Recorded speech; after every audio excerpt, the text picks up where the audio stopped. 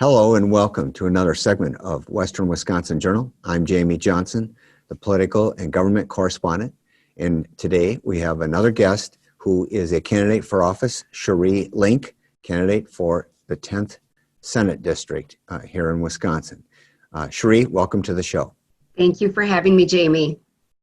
Absolutely. And so we want to remind people that there's a primary. It's on August 11th, and you are running in the Republican Party for that Senate seat, correct? Yes. Okay. August 11th. All right, August 11th. We'll say it again before the interview is done. But before we get into why you're running and the issues and so forth, why don't you tell us a little bit about you, your family, and your background? Sure.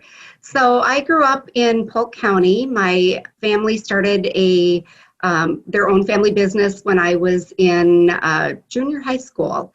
So I grew up understanding the commitment and hard work that it takes to have a family business and the long hours that were put in by all of us. We all chipped in to make an impact so both of my parents could do their part in the business.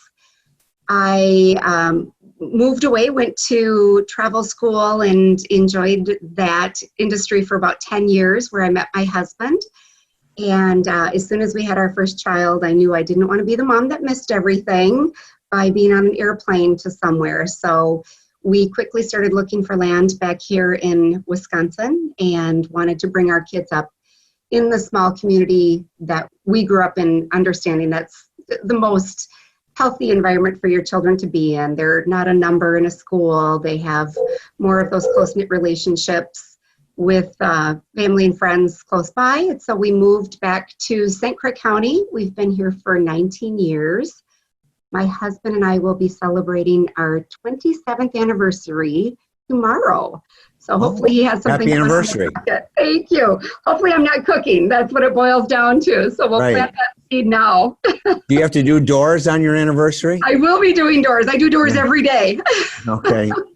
So yes, we will do doors and then probably take out and eat around 8 o'clock at night.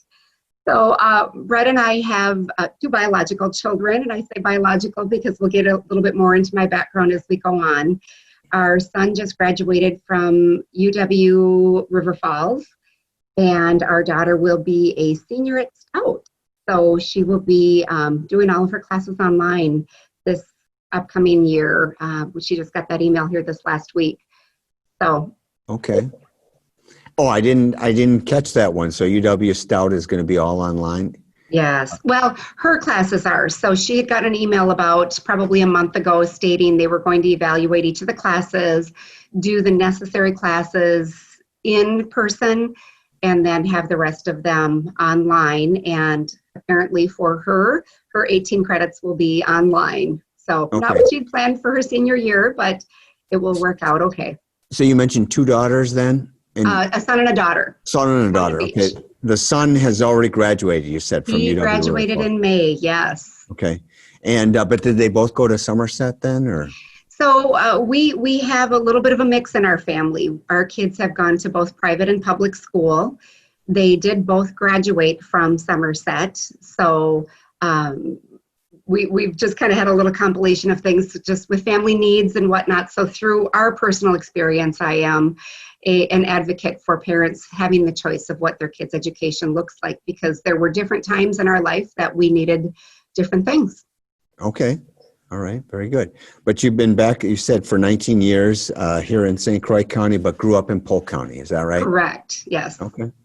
Well then, and how about you as far as your education? And you stated that, I missed it, but I got the travel school part. Yes, I went to Rasmussen College for a travel management major, was fortunate to get a job within a week of graduation, and was able to move my way up within the company very rapidly. I was the youngest manager in my early 20s there, and had an opportunity to oversee all of our flight operations for our domestic outbound flights and then international inbound flights. And so the ground operations from the airline standpoint, and then our ground handlers and everything on site. So Mexico, Cancun was one of my biggest destinations, year-round travel there. And so overseeing if somebody ended up in the hospital, if there was a death, if there was somebody that got put in jail, things like that. So we would get that first call, and then of course the big flight delays, anything major like that would come into our department. So it was a fascinating, wonderful, amazing career, and I loved it until I had my first child. Okay. So that's at least 22 years ago, right? 23, yes. 23, okay. And, but pretty glad you weren't in the travel industry now this spring or since COVID struck anyway, right? It's had a profound impact on a lot of people, a lot of jobs, and that trickles down to a lot of areas. Right. So why don't we talk about why you're running and maybe some of your qualifications. So why do you want to run for the state Senate? Sure. I have been committed to making a difference in our community, our church, our chamber, our schools from the time we moved here 19 years ago. So from education chair at our church to co-Girl Scout leader to secretary for the Hockey Association, teaching faith formation, going on mission trips, chamber, very active in our chamber. There were a lot of things that I had an opportunity to get involved with and see the impact that local politics or state politics have been a foster care provider for almost a decade as well.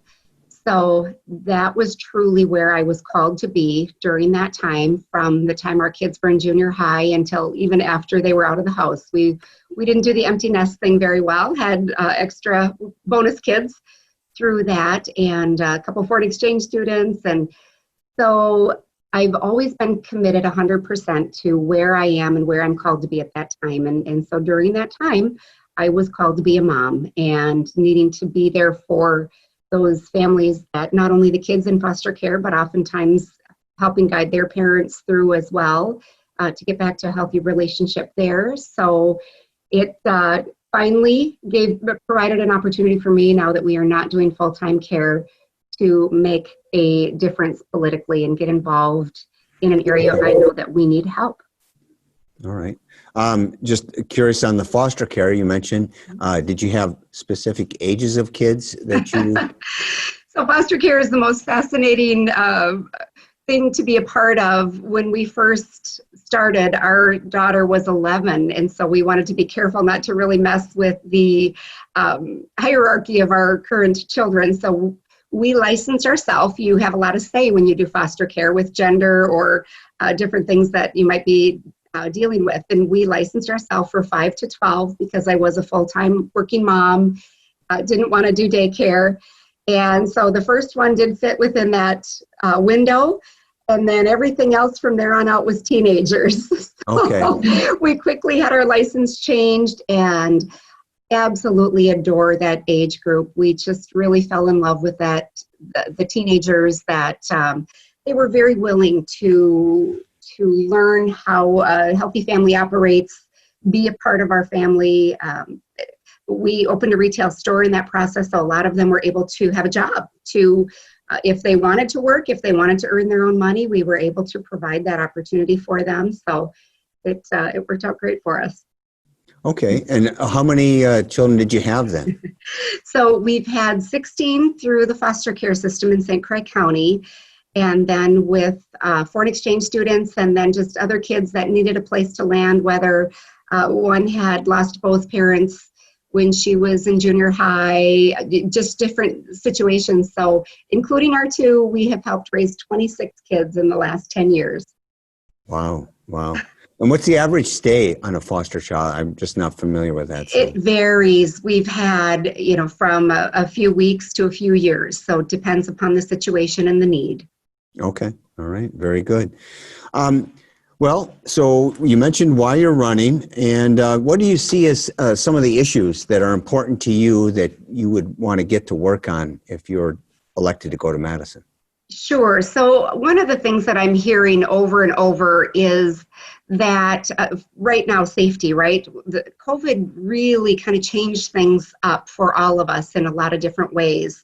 So as I'm outdoor knocking, I'm hearing that people are concerned about their businesses or their jobs, making sure that they are going to have a job to go to, making sure that their kids can go back to school. making sure that they're going to be safe when they go back to school. We want to ensure that our businesses can be viable and not continue to have shutdowns put on them. And all of that is tying into so many other areas that I have been passionate about, including mental health. Of course, when you're dealing with kids in foster care, mental health is a big deal. And I know that that's been something that Patty has talked quite a bit about. But we had an opportunity to have 22 beds brought into Eau Claire close by that would have served our area in a way that right now we don't have those resources. And so I have seen firsthand what a mental health crisis looks like and the impact that it has on the kids, on the parents, on the families, on the school system, on our foster family. And I believe the things that we've been going through with the COVID crisis, we are creating more of an environment that we're going to have some mental health issues coming into play. Typically, if these kids aren't back in school, typically the first person to notice that there was something happening with those kids prior to coming into care was the teachers. I'm very concerned that we don't have a set of eyes on a lot of those kids right now that can notice when things are not what they have been in the past. Okay. So you mentioned the mental health and started talking about it because I think your opponent, Rob Staffsholt, mentioned that about a proposal for a 22-bed facility in the Eau Claire area, I think. So what happened to that? I didn't understand, why didn't that go through? So that was in the budget that our current senator voted no on that budget. It would have been monies in there to make that facility happen. So, but it's a Republican-controlled Senate. So did it pass or did it? So that part of the budget did not. No, we did not get that money in there for that mental health facility. So from our area, if somebody is in crisis, we've got a 4-hour drive over to Winnebago to get them the help that they need. I did a police ride along before COVID hit.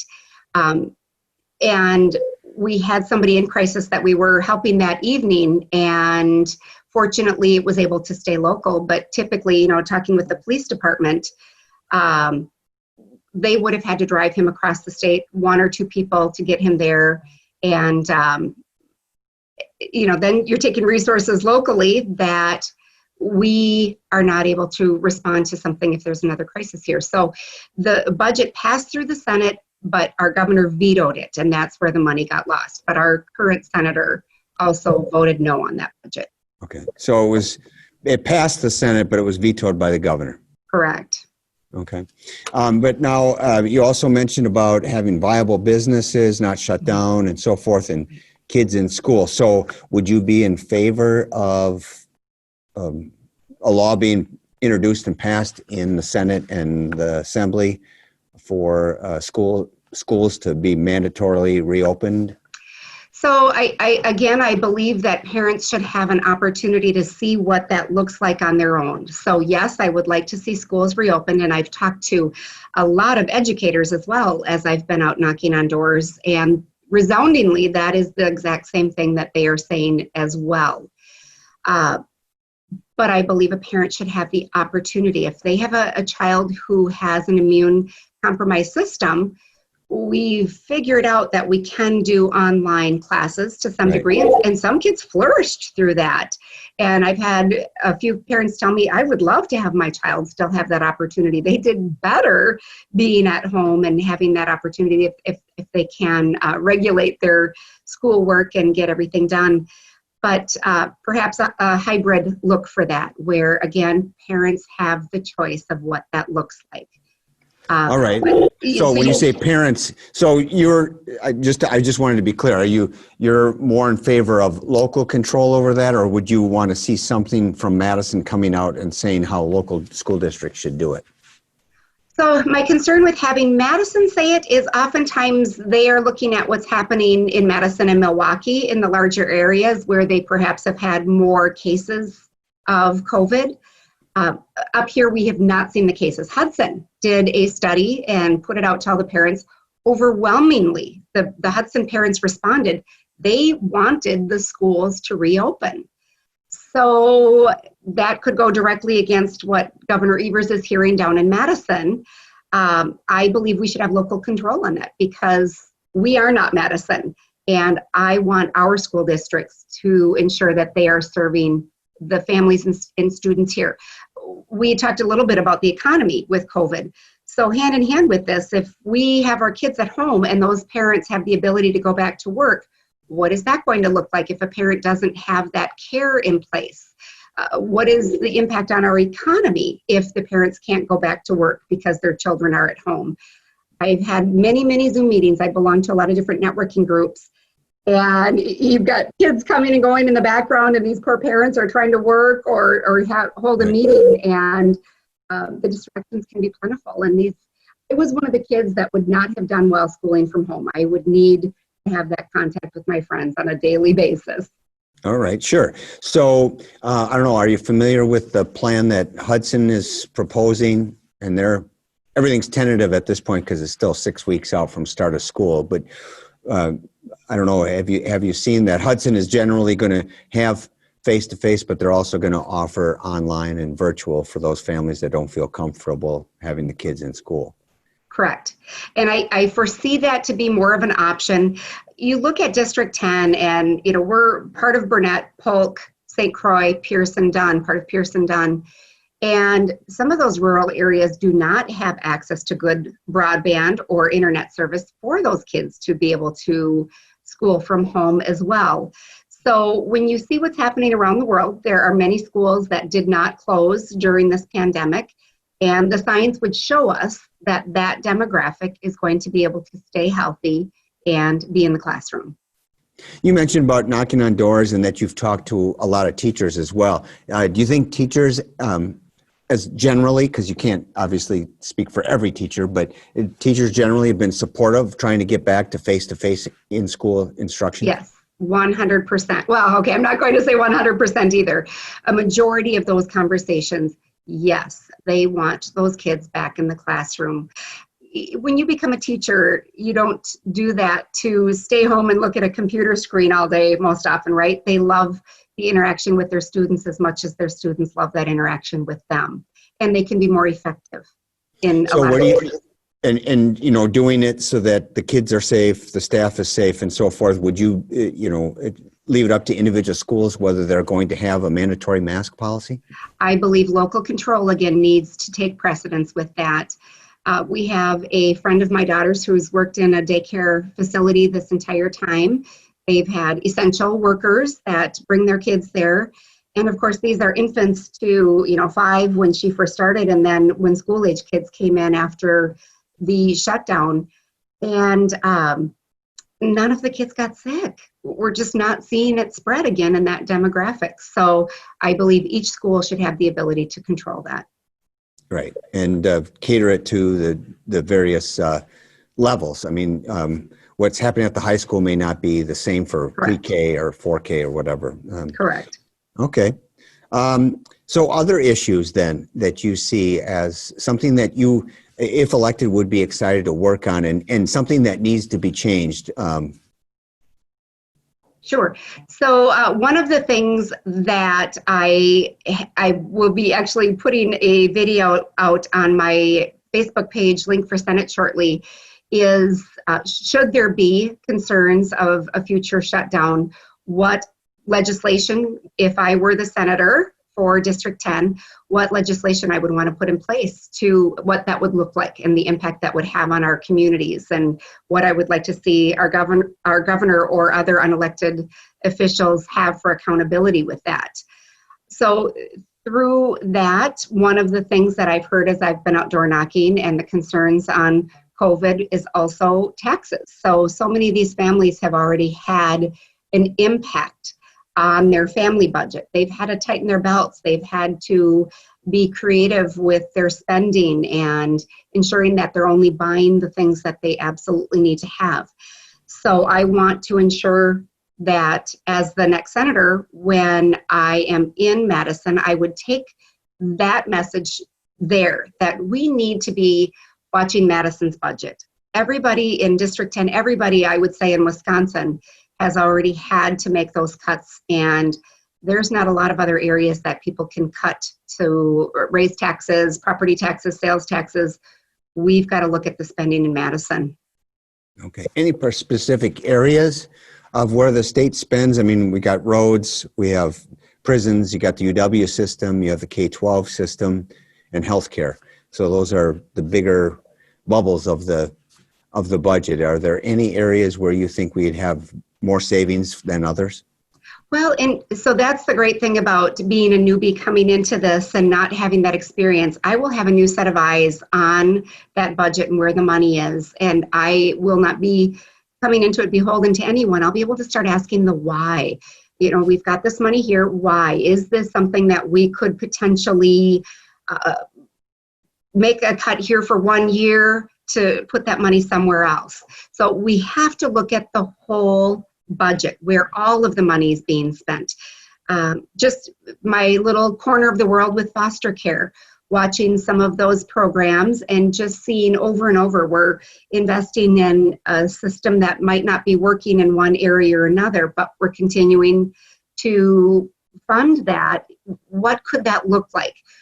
Why? We need to get creative in asking the why. We've done this isn't working. Why are we doing it, or what could we do better to serve our constituents in our area?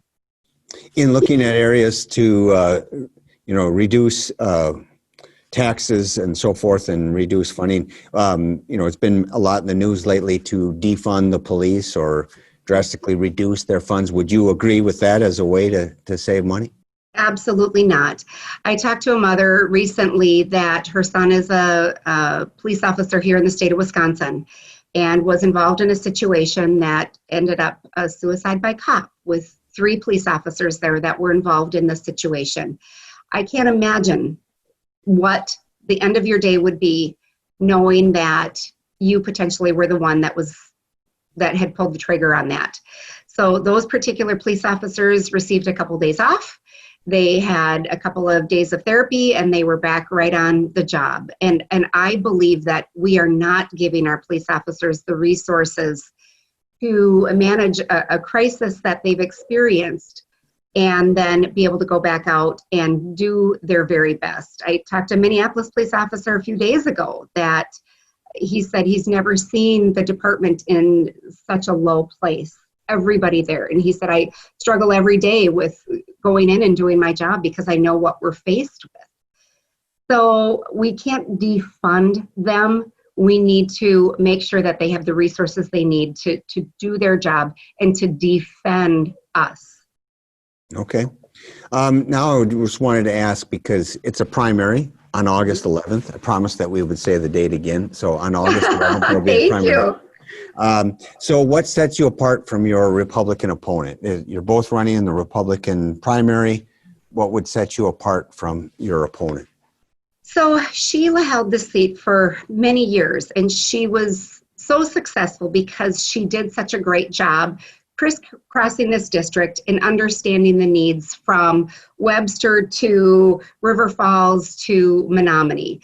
And the needs in Webster are quite different than the needs in Hudson. So I am the candidate with my roots in Polk, my 19 years here in St. Croix County, that understands our district. I've lived here. I've talked to so many people. I am in sales still for Indian Head Glass. And ironically, the District 10 is my territory. I've been out talking to clients for 23 years in this district. So not only my clients, but they will share stories of things that their clients are dealing with. So for 23 years, I've been intimately understanding the things that are happening in the background and had my ideas of what could we do to fix this. Sheila got it. And I truly believe we need a candidate who can understand all of those areas, who's going to work hard and make sure that we are showing up. Madison is a 4-hour drive from here. It's not easy for somebody to show up for a legislative day if there's something that's important to them. So we have to be there. I have been committed to going 110 miles an hour most of my life, and I will be committed to that as the state senator, to be there, be committed when I'm back in district, making sure that I am talking with my constituents and that I do know what their needs are so I can represent them well there. And you mentioned it should be like a strength of your candidacy is that you haven't been in government real long and made a career out of it or anything like that. But if elected, how long would you plan on serving?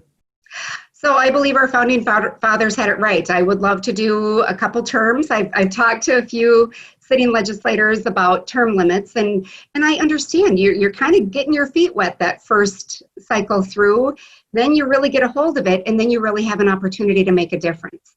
So I have two very successful retail stores that I have a great time being involved with, and I know this is going to take me away from there, but it's an opportunity to serve. So I would like to go there, do my job, and come back and be a citizen leader once again and make sure that I have made an impact there for a couple of terms and come back to my family. Okay, and this is an opportunity for a free plug for those businesses, those two businesses that you mentioned that you have. What are they? Okay, so it's My Happy Place, and the name is My Happy Place, My Happy Place Boutique. We have a location in Somerset and down in Prescott.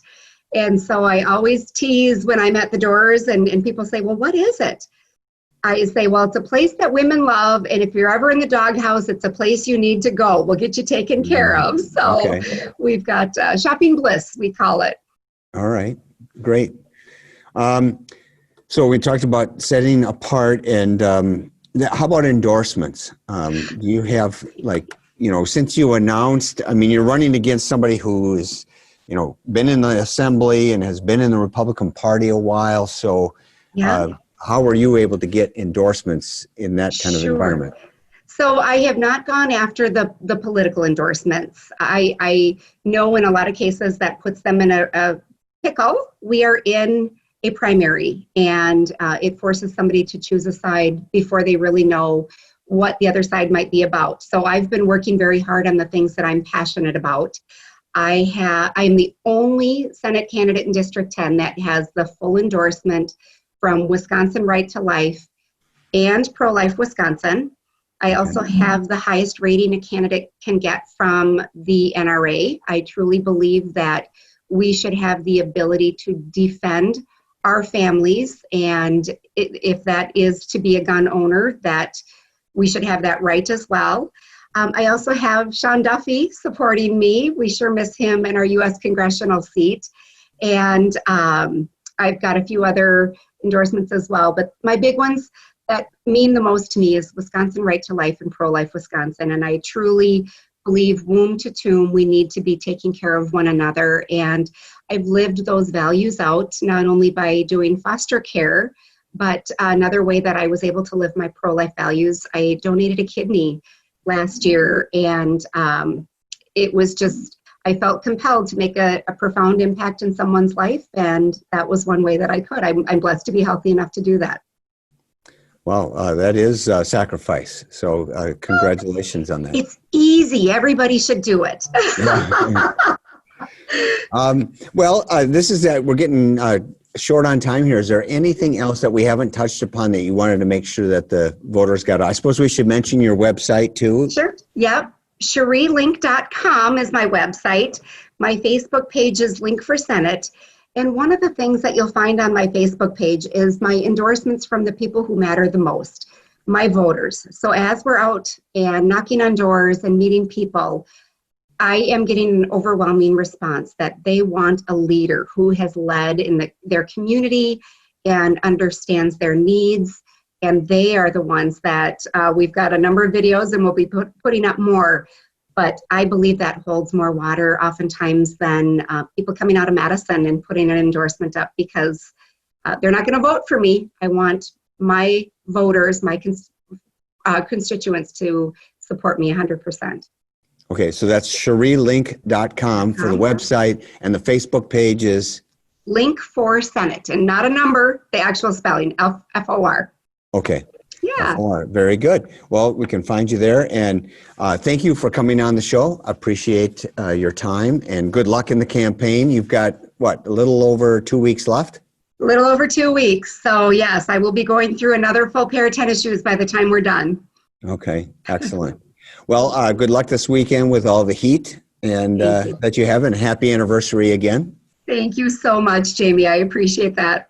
You bet. And I want to thank our viewers for watching another segment of Western Wisconsin Journal. Please keep in mind the primary on August 11th. And thanks for watching Western Wisconsin Journal.